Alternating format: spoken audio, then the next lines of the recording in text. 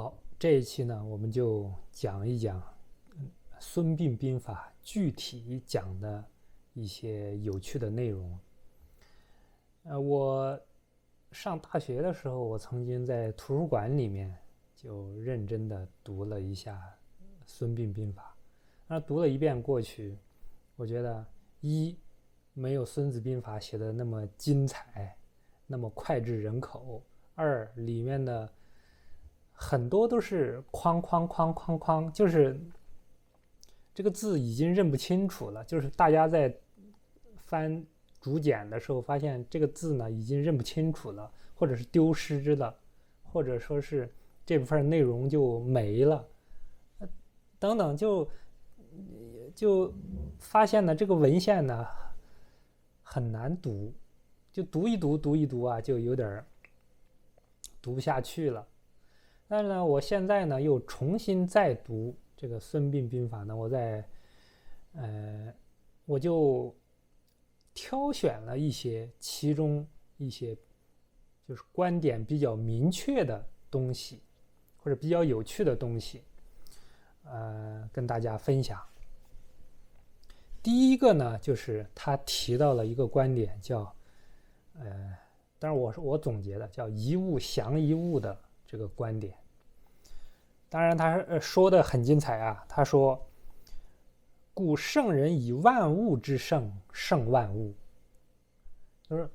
我们每一件事物啊，我们都是有它的利用价值，或者是都有它的偏性，然后我们以它的偏性来克制另外一个东西的偏性。这个呢，圣人以万物之圣胜万物，说的非常的精彩。故其圣不屈，就是说你这个圣啊，圣的就比较自然，是顺应天理的，所以叫不屈。所以说你这个这呢就要你格物致知了，对每一件事物，对每一件这个事物也好，物体也好，你对它的性能，对它的发展规律了解的特别深，这样呢就能利用它的特性，利用它的发展规律去解决另外一个问题。这个是很高明的一个观点。故圣人以万物之圣胜万物，这是第一个观点。第二个观点呢，叫顺势而为和顺道而行。就比方说我们困了就想睡，饿了就想吃，这都是顺应天道的，这都是规律。那么呢，我们要正确的利用这个规律，在你饿的时候，你这个是食欲最好的时候，你就能吃得多一点，吃得快一点。你最困的时候能睡得香一点，等等，就类似这样的规律。所以呢，比方说水是往下流，有浮力，有冲力。你如果把水的力度利用好的话，就能起到漂石折舟，就能把这个石头啊都能给大浪都给它飘起来。折舟就是把那个木船呐，直接大浪就把这个船呐就给击坏了，就把这个船呐冲散了，这等等，这都是水的力量。你要会借助这种水的力量，最好是能制造出这种水的力量。所以呢，这是它第二个特点，叫顺势而为，顺道而行。第三个观点呢，叫计划经济。这当然是比较朴素，非常朴素的古代的一个兵家理念了。我们前面说商鞅变法，商君书里面的民弱国强，国强民弱，就是这个意思。孙膑呢也提出了这样一个观点，叫思公之财一也，就是无论是你自家的财产还是集体的财产，那么全都归于一块儿，然后我把这个财产拿来分配，该分配给将士分配给将士，该充作军饷的充作军饷，该去赈灾的去赈灾。另外呢，他为了诠释他这个观点，他说叫这个跟《商君书》里面的用字几乎是一样的，叫祸多则变，变则民不得其上。就说如果一个人他拥有的私物、钱财，还有一些物件太丰富太多的话，他心里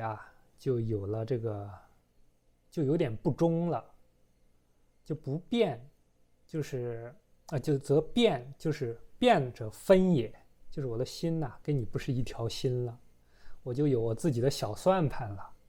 这个你上面的王命我可以不听了，等等，就是这个变，就是变者分也，就是我不再忠于你了，是这个意思。所以古代为了能让人忠心能让下面的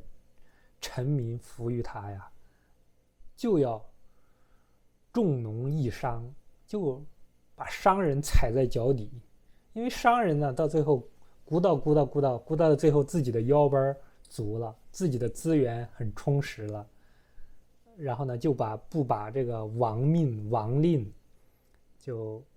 看得太重，所以呢很难被管制。这个孙膑就跟这个商鞅就提出来的一模一样的观点，祸多则变，变则不得其上，就是对上面的可能就失去了那种尊敬尊重或者是敬畏。对，然后呢他后面当然还补充了一句叫祸少则什么什么什么什么则天下以为尊。这个字是一个缺文，就是一个框，不知道什么字，但是我们能猜到它的意思，就是说祸少了，可能心地就单纯一点，然后呢就能很忠心的孝敬上层。所以呢它这个我把它叫计划经济，就是类似于商鞅变法里面的国强民弱这个意思。第四个它有一个比较实际的一个观点，就是兵道有四，就是说你的军种配备，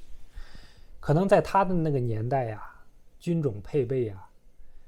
大家都研究的比较多，他就提出了一个最佳的配备方案是什么呢？就是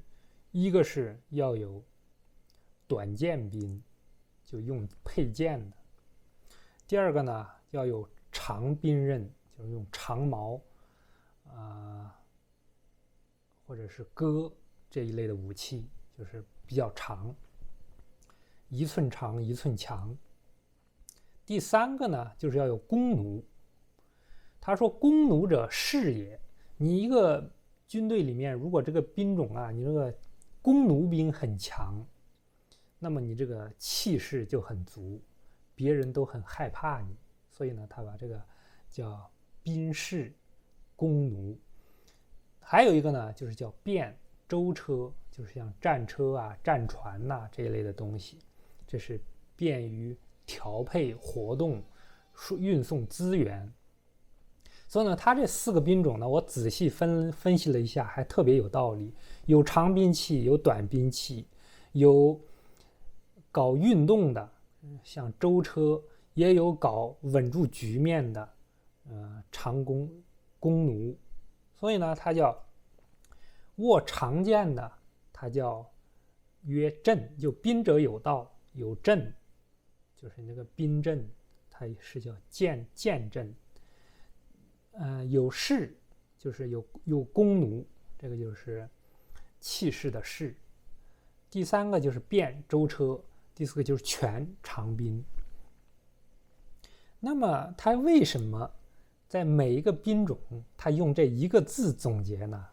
这个是我琢磨时间最长的，我也觉得是最有收获的。就是我们看就是古代冷兵器时代，这个剑阵呢可以保证你这个阵型呐很紧凑，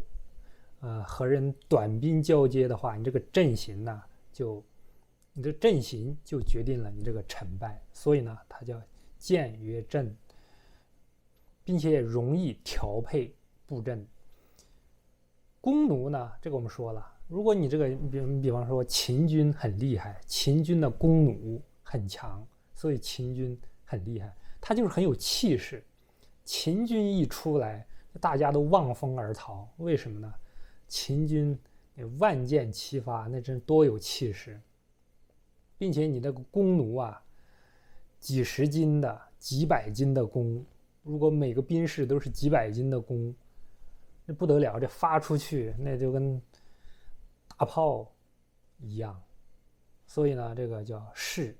就是你的弓弩的强度，弓弩兵就决定了你这个兵种的气势，能让人就是对你产生恐惧。所以那个势，可能两个兵呢还相隔半里一里，但是呢我的弓箭呢我都提前都能招呼上你，你说你害怕不害怕？所以呢这个叫势。第三个呢便舟车，这个舟车呢我就可以调动这个长兵器的兵以及短兵器的兵，以及这个弓弩兵，我们它不断的让它调动，我可以千变万化组成新的阵型，所以称之为变。第四个呢叫拳，就是长兵刃，就是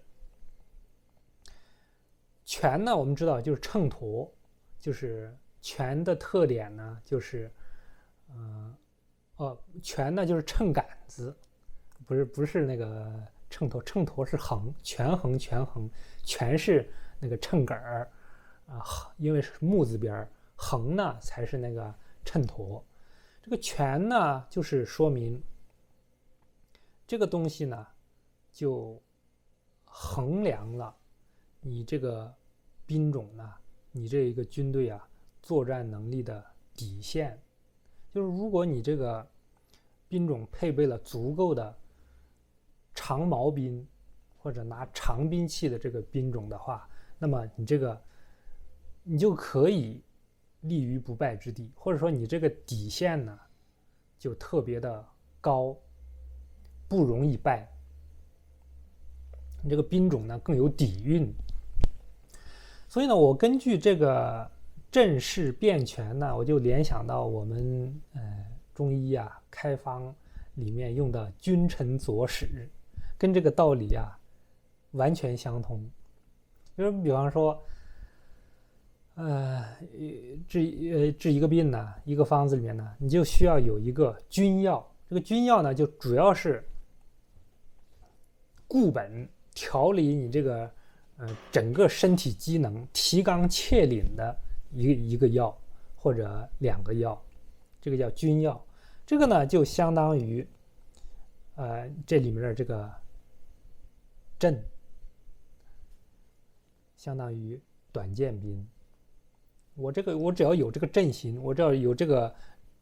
兵种存在呢，我就永远有战斗力。第二个呢就是臣，就是辅佐那个臣药的那两个药或者四个药。这个呢就相当于这里面的弓弩了。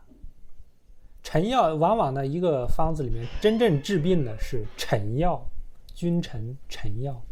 这个臣药呢是真正就针对这个病的，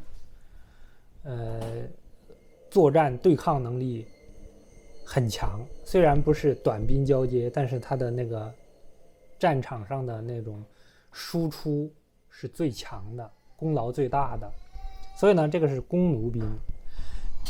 佐呢就是辅佐，这个呢就是里面的长矛兵。我呢就长矛兵配合上其他的两个兵种。使就是我这个方子呢，我要把它这个药性呢，我引到这个地方去。比方说，我加点甘草，就引到脾胃；加点生姜、大枣，就到肠胃，健中理气。所以呢，它这个道理呢，跟我们这个中医开方的这个道理啊，是完全相通的。所以呢，我当时读到这一段的时候呢，我就觉得特别的欣喜。虽然用了4个不同的字，叫正视、辨、全，跟我们的君臣佐使道理是完全相通的。所以说要用药如用兵。好，今天呢我就孙膑兵法先扯这么多，谢谢大家收看。